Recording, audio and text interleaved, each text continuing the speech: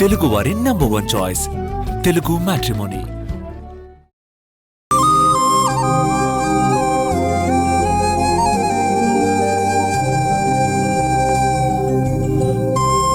ఏమైంది మాధవా?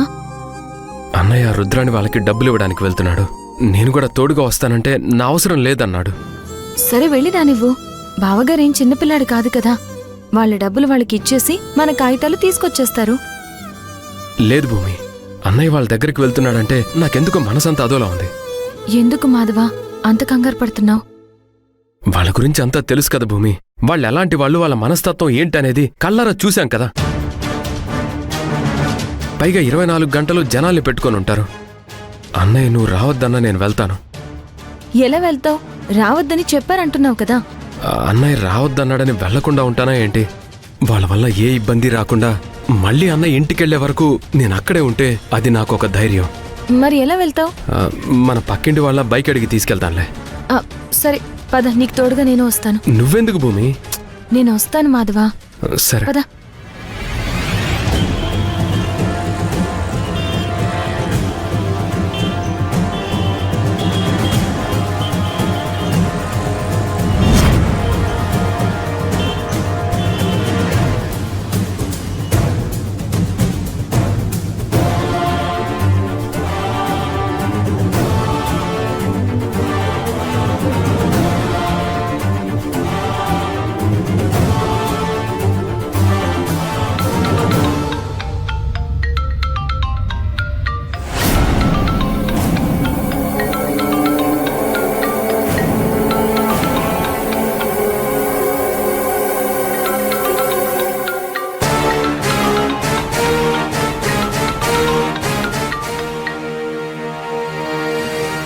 నేను నీకిచ్చిన అవకాశాన్ని నువ్వు ఉపయోగించుకోలేకపోయావు.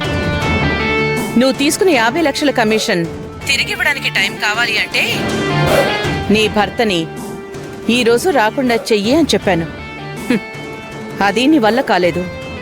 మేడం, నేను ఎంతో ట్రై చేశాను మేడం, కానీ మా బావ నాపడం నా వల్లే కాలేదు. ప్లీజ్ ఈ ఒక్కసారికి ఏమనుకోకండి. ఆ డబ్బులు తీసుకుని మా కాగితాలు మాకిచ్చేసేయండి. ఏయ్, నేనేం చెయ్యాలో నాకు తెలుసు. నువ్వివ్వాల్సిన డబ్బు సంగతి నువ్వు చెప్పు. మీకివ్వాల్సిన 50 లక్షలు వడ్డీతో సహా ఏదో ఒకటి చేసి త్వరలోనే మీకు ఇచ్చేస్తాను మేడం. నా డబ్బులు నయా పైసలతో సహా నాకు చేరే వరకు నిన్ను కూడా వదిలిపెట్టను. నేనిచ్చిన అవకాశాన్ని నువ్వు ఉపయోగించుకోలేనప్పుడు నేనిచ్చిన మాట నిలబెట్టుకోవాల్సిన అవసరం నాకు లేదు. సరే మేడం, ఏదో ఒకటి చేసి మీ డబ్బులు మీకు ఇచ్చేస్తాను.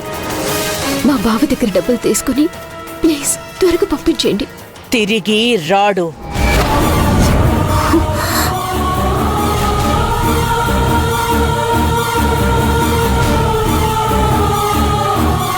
రాడా? ఏంటి మేడం, ఏం మాట్లాడుతున్నారు? బావ తిరిగి రాకపోవడం ఏంటి? మీ డబ్బులు మొత్తం మీకు ఇచ్చేస్తాను.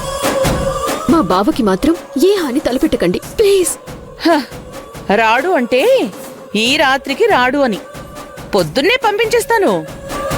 రాత్రికి ఎదురు చూడకుండా ప్రశాంతంగా పడుకో. ఎందుకు మేడం? డబ్బులు తీసుకున్నాక ఇంకా మా బావతో మీకేంటి పని? ప్లీజ్ మేడం, మా బావని ఏం చేయొద్దు. మీ డబ్బులు మీరు తీసుకొని మా బావని మాత్రం ఏం చేయకుండా పంపించేయండి ప్లీజ్.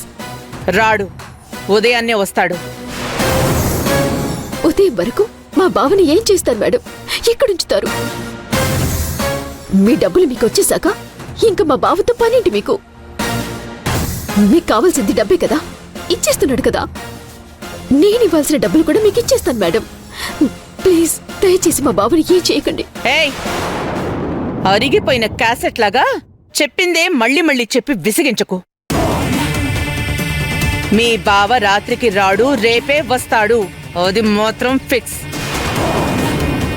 నువ్వివ్వాల్సిన డబ్బులు త్వరగా ఇవ్వడానికి మాత్రం ఏర్పాట్లు చేసుకో.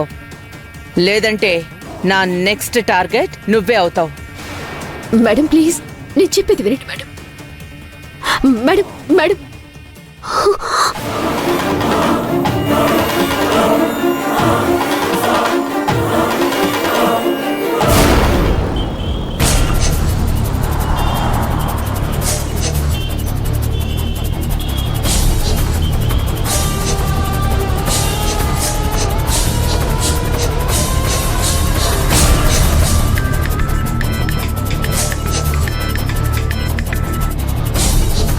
హలో.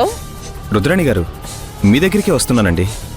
అయ్యో అవునా, మేము ఇంటి దగ్గర లేవండి. అదేంటండి, విజయవాడ నుంచి వచ్చేసాము అని చెప్పారు కదా. మీకు డబ్బులిచ్చేసి మా పేపర్లు తీసుకుందామని వస్తున్నాను. అర్జెంటుగా విజయవాడ నుంచి వచ్చేసామండి. కాకపోతే ఇంటికి వెళ్ళలేదు. చిన్న పనుండి మొయినాబాద్ దగ్గర మా ఫామ్ హౌస్ ఉంది, అక్కడికి వచ్చున్నాం. నేరుగా మీరు ఫామ్ హౌస్కి రండి. అదేంటండి, మీరు ఇంటికి రమ్మన్నారు కదా అని ఆల్మోస్ట్ మీ ఇంటి దగ్గరలో ఉన్నానండి. నువ్వేమీ అనుకోవద్దు, మొయినాబాద్కి రా. నీ డాక్యుమెంట్స్ కూడా మా దగ్గరే ఉన్నాయి, తీసుకుని వెళ్ళొచ్చు. ముందుగా ఒక మాట చెప్పుండొచ్చు కదండి. సరే, వస్తానండి. మొయినాబాద్లో ఎక్కడ? మొయినాబాద్లో పెద్దిరెడ్డి కాలేజ్ ఉంది కదా, దాటిన తర్వాత లెఫ్ట్లో ఫస్ట్ ఫామ్ హౌస్ మనదే. సరే,